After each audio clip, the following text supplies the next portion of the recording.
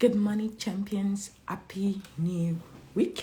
Happy Monday. Today is day 21 of Ask Me Anything series, and today's topic is on formula to non-profit success.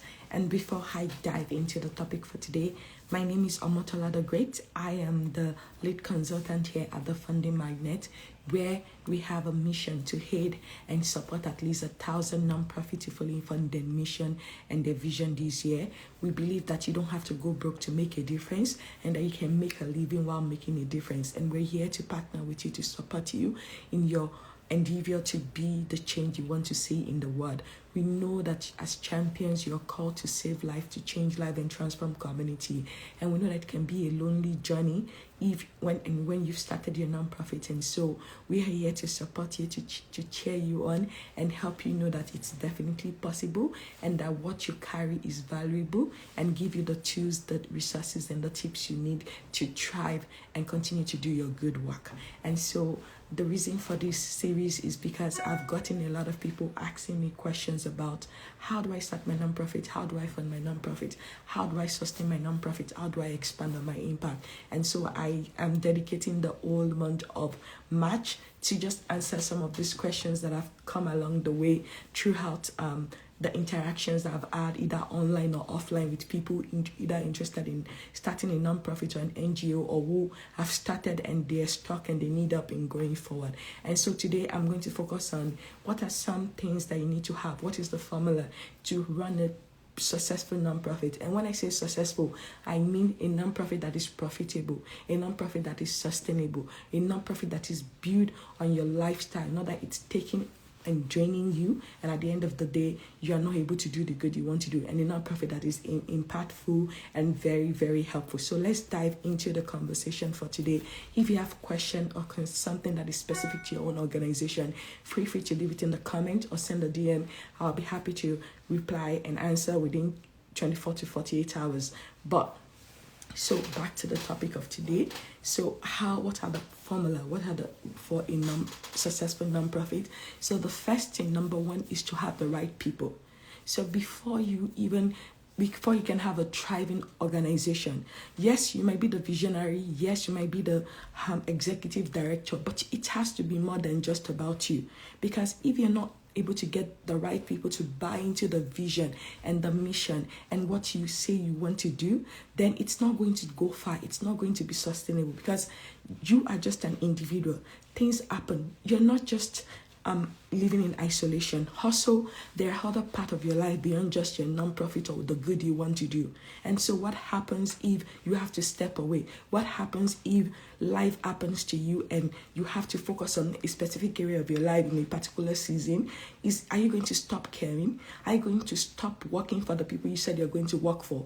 Are you going to disappoint the community, the families, the children, the youth who are counting on you just because you didn't take the time to put in the right system? And so you need staff members, whether that is paid or whether that is free. And so there are different ways that you can go about that, but you need the right people on your team. And you start with your board members. A lot of people, when they're starting their nonprofit, they just get anybody to be on their board. And that is a really big mistake sometimes, because as the executive director, program director, or whatever you choose to call yourself, you need your board members to help you in sorting some things, in making some decisions, collaboratively together. So your board are critical. I always advise have at least 3 to 5 board members on your board for starter. But depending on your location, your country that you're registered in, they might have a maximum or minimal amount of board that you need to do. Also remember, as I always teach, your board has to give your 3 T's, which is their time, their talent, and their treasure. They must put their money where their mouth is. They cannot just be figurehead on your board, sitting on your website pretty, but adding no value to you, whether through their time, their talent, or their treasure. And so it's very important that they have those 3 T's. Then going back again to your team and the right people, you need other people other than yourself. Yes, we know you're the visionary. Yes, you know you're the one that have the idea. Your job and your main role is to create the blueprint of what you envision, the vision you see for the future. Let's say you work for children. What is the goal 5 years from now? What is the goal 10 years from now in that particular niche, in that particular problem or challenge you're trying to solve? Are you in education and your goal is to reduce number of students that are out of school? From maybe your goal is like, okay, there are 1 million students in my community right now who are out of school. Our goal is that in 5 years' time, we're going to half that number to 500,000, and this is the step we're going to take to get there. And so all of these things are very critical, but you cannot do it by yourself. So you need to look for team members who can be dedicated. And like when I say team members, these are not just people that show up today and then tomorrow they don't show up. It has to be consistent. You have to build a schedule, because guess what? Already the people we are trying to serve in this world, the government has failed them. If the government has not failed, the non-profit will not exist today. But the reality is that governments all over the world have failed some people. They fail some particular populations, particular communities. And so that's why non-profit exists. And the work you do is important. So you have to do better than those that have failed those people. And how you do better is setting up the system by having the right people in place who can support the work that you do and ensure that they serve the people or the community that you've committed to helping and to serving at the same time. And so there are different ways you can go about starting of getting your dream team started in terms of your staff. And so you can start with volunteers. Let's say right now you cannot afford to pay anyone, and ideally I would say at least have like an admin or operation assistant or executive assistant that you can pay, or program manager or program, whatever name you like to call them, that is paid, that beyond you, they can still help in terms of taking care of things if you have to step away and if life get busy. But at least start with one paid position if you can at all. And it doesn't have to be like full-time in the beginning. It can be 5 hours a week, 10 hours a week, whatever it is that your budget can contain right now. Beyond that is volunteers. Always give opportunities for call for volunteer. But the thing is, when you do a call for volunteer, make sure you have work for them. One of the things I've seen in my consulting role that I've done for some non-profits is because they don't have the right system in place. So yes, they'll call for volunteer. The volunteer will reach out to them, but there's no protocol, there's no process, there's no follow-up process to say, okay, this person got to our organization yesterday, they asked that they want to volunteer as a tutor or a mentor. What is the next step? What are the job description? What are the expectations? What are the time commitment? How does a typical day look like if they show up to want to help? And so it's very important that you set these things in place. If it's possible, have an SOP, which is a standard operating procedure created for the volunteer, or an orientation. Don't just say, okay, they care about children and just push them into something without them understanding your organization, your vision and your mission, and what the role they are playing is and how it is critical to the success of your organization and the people or community that you serve. And so create a process that where you know that these people, once they come and once they inquire that, oh, I'm interested in volunteering for your organization, there's a process. Do you do an interview? Do you do an orientation? What kind of information do you collect from them? Do you have a standard form that they can fill? Do they know exactly how many hours they want to donate each week, and can they be consistent with it? And all of those things matter as you go forward. And then another option, let's say you are like, oh, volunteers are unreliable, we've tried them before, they promise heaven, and then at the end of the day they always disappoint, and it has created a system where you're not consistent in terms of the work that you deliver. Then the other options in getting the right people will be to look for interns.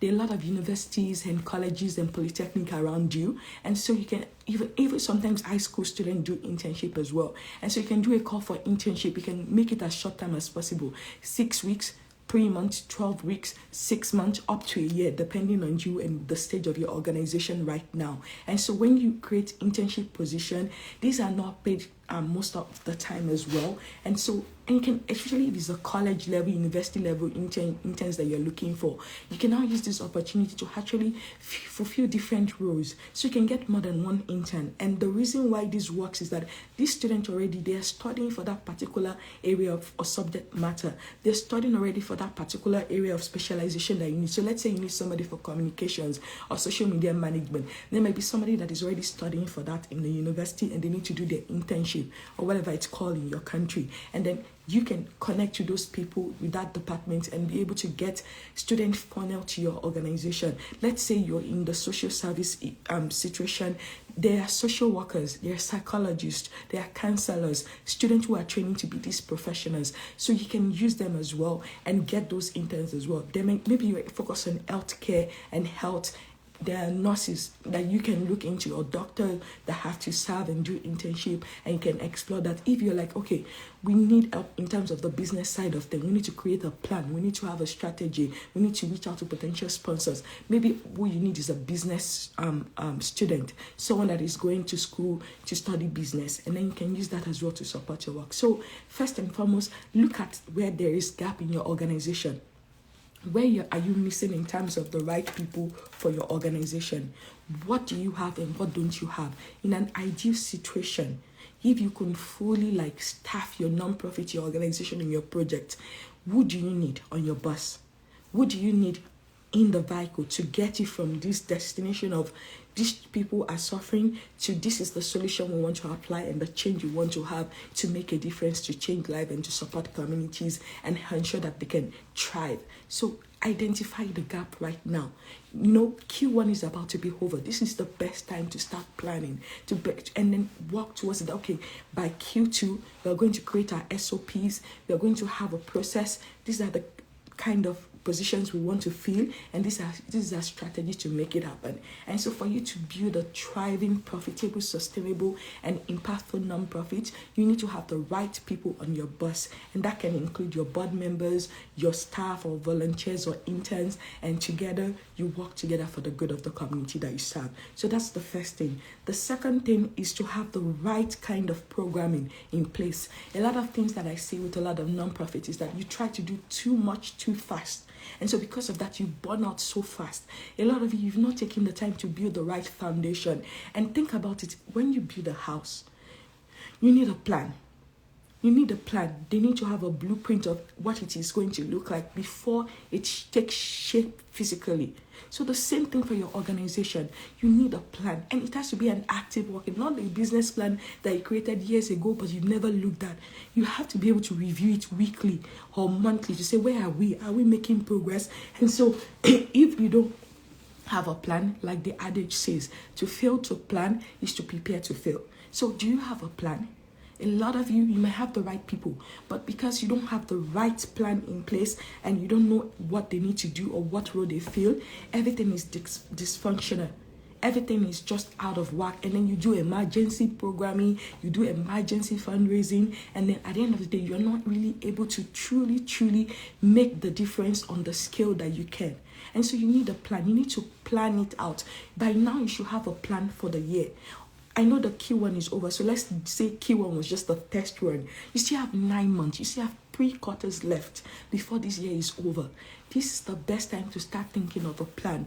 If you don't know how to, reach out, ask people for help. We do that here at the Funding Magnet. We can help you look at where you are versus where you want to go and help you create that bridge to get there through the plan, through your strategic planning. But you need a plan. No matter how simple it is, create a plan. Don't do emergency planning.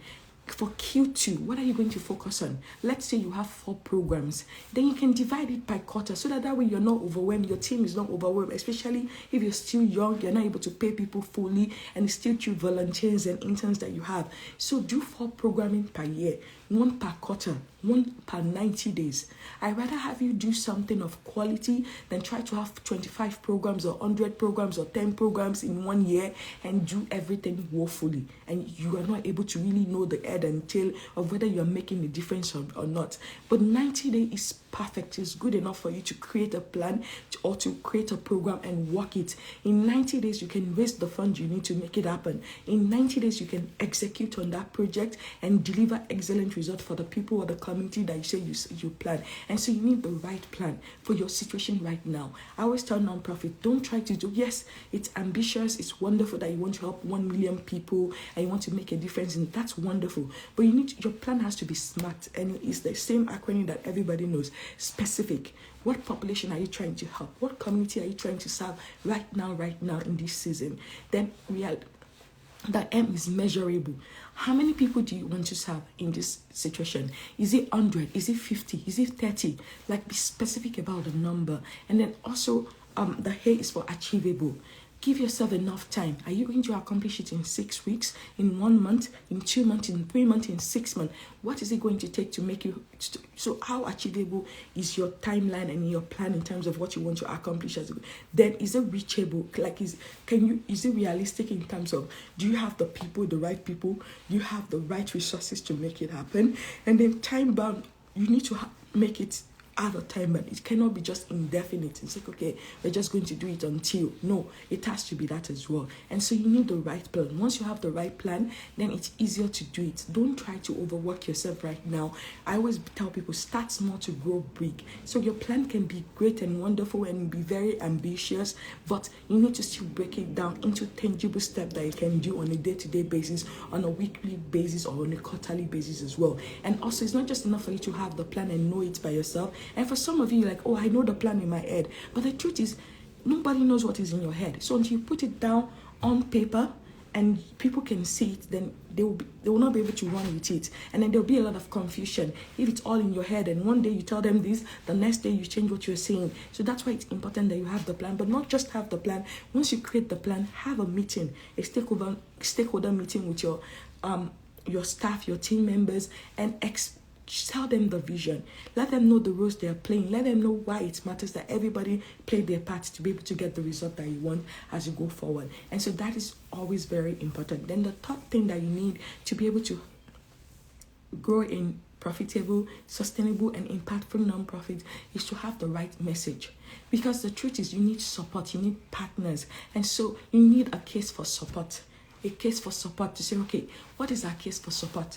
Why should we move the needle? Why should I want to give to your organization? Why should I want to volunteer my time and my energy and give you my resources to help you do the good I say you want to do? And so you need a case for support to say, okay, this is why it matters. This is why we exist. Like, this is why we should still keep doing what we are doing. Because if we feel a void, we feel a gap, and if we don't exit, if we stop doing what we are doing, then a lot of lives are going to be lost. A lot of lives are not going to move forward. And so you need to make that time to really sit down to say,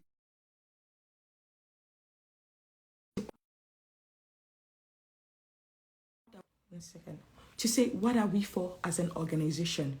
What are you for? What are you fighting for?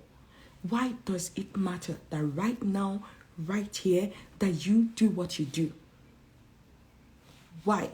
So you need to know your why and understand the why, so that when people are saying, tell me about your organization, you know what to say. You're not just like, go to our website, well, our vision is, and then you don't know what it is. You need to know. Every member of your staff need to know. They need to know your case for support. You need to have the right message, so that whether it's a supporter, whether it is in kind or cash, whether it's in time or talent, they are able to get on board. They are able to say, okay, I see the vision clearly. I see what you're trying to accomplish. How can I help? What do you need from me right now? And so it's very critical that you take the time to really map out the story. What is your origin? Think of superheroes, right? Whether it's the Avengers, whether it's Captain Marvel, whether it's Iron Man, Batman, Superman, Spider-Man, every one of them, Wonder Woman, they have an origin story. And so you also need to create your own origin story that will be appealing to the potential people that you're going to appeal for support and partnership and collaboration from. What is your origin story? It can be the founder story of your organization. Why did you care? You could have chosen to do any other thing with your life. You could have chosen to ignore and say, it's not my business. My family is not really that affected. But you chose to do this work. You chose to enter into this industry and say, you know what? My life must count. My voice must count. I must do all I can within my power to ensure that these injustices stop, or to ensure that these lives are changed, transformed, and are positively affected for good. And so, why? What made you start? What moved you from inaction because it could have been so easy not to care. It could have been so easy to fold your hand. It could have been so easy to point fingers to say the government are not doing that, these are not doing that, but you did not do all of that.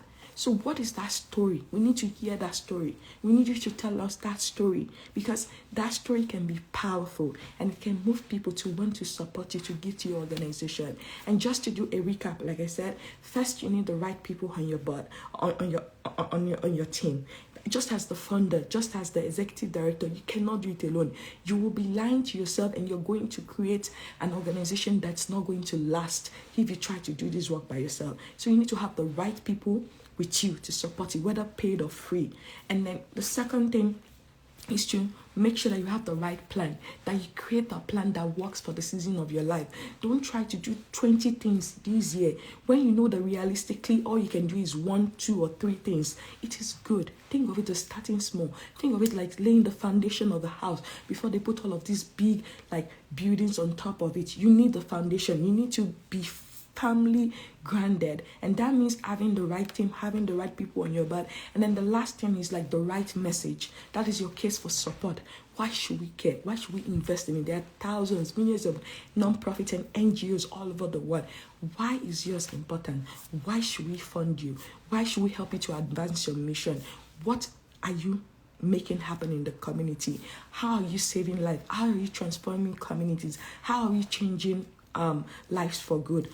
What is your why? You could have chosen to do anything, but you did not do that. And so you need to have that story, because it can be powerful and it can help others to go forward. So I hope this helps you as you start thinking of how you can either expand your work, rebrand your nonprofit, and really ensure that you are really doing the good that you can do at the end of the day. If you have specific question, feel free to leave it in the chat. I'm happy to answer. It doesn't necessarily have to be about what I talked about, but I'm happy to take any questions you may have as well. And then while I'm waiting for your questions, and if you're shy, send us a DM.